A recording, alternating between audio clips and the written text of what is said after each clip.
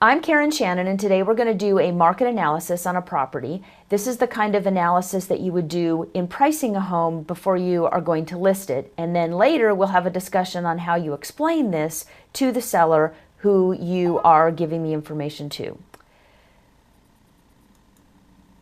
First of all, go into the tax records and make sure that you've selected the correct county. This particular property is out in the city of Maricopa, which is in Pinal County. And I'm going to go to the address line. On the address line, all you really need to put is the address, the numbers of the address, and the street number, or street name in this case. Oh, this is not working well. So what you need to do here is put in the address, the numbers of the property, and then the name of the street. And search. If you put in the south or west or the drive or the street on it, a lot of times the system will come up with no information. And I have found that if you just put the numbers of the address and the street name, it's all you really need. Even if it's a numbered street. So if it was 42515 17th Lane, you would just have to put 42515 a space and then the number 17, and the system will find it for you. So here is the copy of the tax records for the property that we're going to be doing the market analysis on today. So I print that off and then have it available for reference. Then I go back to the main screen and we're going to go into full search. This particular property is a residential listing. If you were doing a rental, you would choose rental. If you were doing a piece of vacant land, you would choose that. In this case, we're looking at residential. Then I want to, in the properties it gives me, pull up the actives, the AWCs, the pendings, and the closed. Go to the next file. The first thing I always do is I go under the Dates tab. I do this because it tends to be the thing I forget. So I always do it first so I never forget it. We're going to go back and we only want to look at closed sales going back as far as 3 months. So today is July the 31st. So we want to go back to April 30th because remember we kind of need to think like an appraiser. Appraisers will only go back 3 months. So any information we get past that isn't as relevant in the pricing scenario. So this little house on Palmyra is in a subdivision called Glenwild. I'm going to just see if we get enough data. If we've got 2 or 3 properties out there, we're going to need to open it up a little farther. If we end up with 15 properties, we may need to narrow it down a little bit. So we do end up with just a few out there. Looking at the tax records for this particular property, its square footage is 1440. It's pretty hard to make adjustments from 1900 and 2200 down to 1400. So I know that there are neighborhoods out there that are real similar to Glenwild, and so I don't necessarily have to stay within that Glenwild. I can go to other neighborhoods that are fairly close. This is just a trial and error thing when you're doing this, because if you end up with just the right amount of information on the very first time, I'm looking for 5 to 8 properties ideally that are very, very similar to this property. And I'd rather go outside the subdivision maybe by a mile, mile and a half than make huge subjective adjustments to a property that's very different in size or finishes or something like that. So I'm going to choose like the whole town of Maricopa. I want single family. This particular property is 3 bedrooms. It's just 2 baths. And I'm going to go over here and put the square footage in because that will be a real defining factor for us. Now this property is 1440. I tend to think of things under 1,500 square foot as kind of all in the same realm. Buyers will think about them as all in the same realm too. So let's see what's between 1,500 and 1,400 square feet out there in the Maricopa area. I can hit update count and it'll now tell me how many of them are out there, 62 tends to be a little more than we need. So let's make sure we're picking properties without a pool.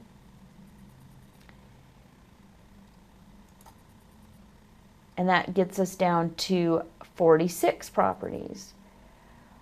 I might want to put in some kind of a map search, and that would even narrow it down farther.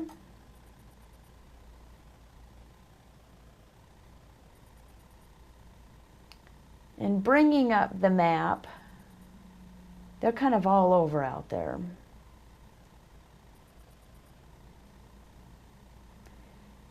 Glenwild is way out here, real far east. And so I can probably take properties here in this neighborhood if there were any that fit. I could probably take these, and that would help me narrow it down. So I'm going to select an area that includes those properties, and then go back and look at my full search page, view my results, and see what I end up with. 14 is a much better number to work through. Now here you're going to see we've got the actives, the AWCs, the pendings, and then the closed files down here. I'm going to go through each one of these properties because I want to find out my particular property that I am doing the comps on today is a short sale. So I'm going to start with the AWCs because I'm sort of thinking those are going to be where our short sales are. And short sales tend to be valued a little bit lower in the market by buyers because they don't like to wait for the time it takes to get the approval done. So down here at the bottom, I'm seeing that this one is in fact a short sale. However, look at the date it was listed. The whole reason I went to the what date was it listed conversation was because 51,000 even seems like a really, really low number out there right now. And because this one was listed way back in September, it was listed at a time when the market conditions were different than they are right now. So because I don't really need that comp, I'm probably going to let that one go and just pass over it if I can. Here's one on Hayden. Again, it's listed really low. This is probably an agent that, quite frankly, didn't know what they were doing because 52,000 when they marketed it, a month ago, 2 months ago, seems like it's pretty low. Let's go look at the photos and see. That's a nice little house. This is just an aside comment. I would venture to say that the bank, when they come back and respond on this short sale situation, is probably going to say 52,000 isn't enough because if we look down here at the closed sales, the most recent closed ones came in at 86, 98, 105. The short sale lender probably isn't going to take that 52,000. But it's kind of good for us to know what other properties were out there and what they were listed at. Now this one at 79.9 starts looking like it's getting a little bit closer. I'm probably going to take that as a comparable because it's 1453. It was listed just a couple of weeks ago. I like that one as a comp. Let's click the box right here. Now note that every time you click a box on this side, it gives you a whole new list off to the side here. So I've unclicked it. Now I'm clicking it. So later on, I can just go take this short and truncated list of the ones I've selected. This one on Hayden might be a good one for us. Is this a short sale? Yes, it's a short sale. It was listed back in March. So that's probably a good comparable for us. Again, 65, I'm probably going to skip over that for the moment. That just seems like it's a little low. I like to think about the comparing and creating the listing price from a twofold point of view. First of all, from the solds, because that's what the appraiser is going to look at, but also from the buyer's point of view because it's about competition. A house will sell for a different price if there's different competition around it that buyers have to choose from. at any given time. So it's what's available in the market and what financing is available, and all those kind of things all play into what a buyer's willing to pay. So this house on Toledo, it sold at $86,500. It was not a short sale. See, in this area where it says there's no special listing conditions, I like to then go down here and see if I can. Walco Services, there's a good chance that was a flip property, but that's actually a pretty good comparable property for us. It ended up selling at $89,900. They originally listed it at $91,900 back in March, which was a different market than we have right now, which means if you were adjusting because things are a little bit more active right now, you might add a little to that price. And that's kind of why this one at $98,000 looks a little interesting to me. Let's see when that one closed. That one listed the end of April, and then it closed just a couple of days ago, the end of July. That one's a pretty good comp. Again, looking at the original list prices and looking at the cash, the type of financing that the buyer used to purchase it. And over here it shows it was a lender REO property. So at $98,000. Now the question is, what differentiates the 86 and the 98 from the 105s, the 107, and the 110?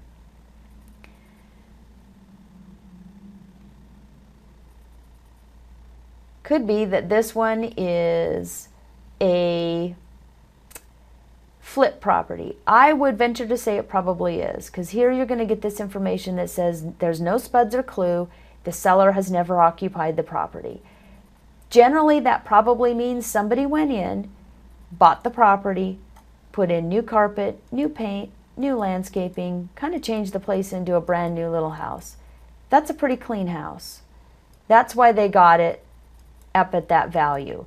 Again, a buyer is not on a short sale, isn't necessarily going to want to pay the same price that they would be willing to pay for a regular everyday sale or a flip, because they don't like the waiting period. Here's another one that sold at 107. Why did it sell at 107? Again, no special listing conditions. However, it looks like it might have just been a regular everyday seller on that one. Believe it or not, there's people out in Maricopa that do have equity in their houses, which is kind of nice to know. So that, again, is a property that should probably be valued a little bit higher, like this one that is the bank-owned property, because a buyer doesn't have to wait for the bank to give an approval. Now, why did this one sell at 110? Again, no special listing conditions. And it looks like, well, we read through here, again, you've got an everyday seller that actually had equity in their property. So those are going to sell for a little more. So I'm kind of bracketing the property. I'm looking at things right in that 90 to 98,000 mark, as those feel just about right. You've got this one at 99. That is a short sale. You've got this one at $79,900. That again is a short sale. And the only thing that's active out there in the market right now is this one on Grantham. No special listing conditions. And it could be that this is a flip property. See the incentive tabs. Sometimes you can tell when you go to the tax records if it's a flip property, because you can look at the last time it was transferred, and sometimes you can tell by the name of the owner on the property. When you get creative names like that, generally as a general rule, that means that it was some kind of an LLC. Here you can see under the last sale date, there was a deed recorded on July the 10th of this year to that particular group. So they bought it on a trustee's deed at a trustee sale, and they've now got it back on the market. Again, that is a more desirable property in the eye of the buyers because they don't have to wait. So I just want to go take a quick look at these 7 properties that I did select. And this is the print that I would do to show the seller kind of the bracketing that I'm going to do, which is, you know, here's some short sales that were on the market. The AWCs and pending properties give us an idea of what prices work. And then when we look at it from this appraiser's point of view, we can look at these properties and say, you know, 86.5 might be a little bit low. 98 did work. That was a, you know, regular sale that went down, and we can use that as a comparable. But when you get back up into these 105, 107, 110, those are starting to look like, while they are similar properties, they're not similar conditions that the buyer bought it under. So at this point, I'm thinking our sales price on this one is probably somewhere between 95 to 98, because I'm going to take this one and adjust it a little bit because the market is increasing, and we could almost go with this one as a high-end bracket of it. And remember that we're the only one available out there that fits what we're looking for as far as a comparable is that one at 124.9, which is an everyday sale flip kind of situation. So I'm going to print these off, and then we'll talk a little bit about how we present this information to the seller.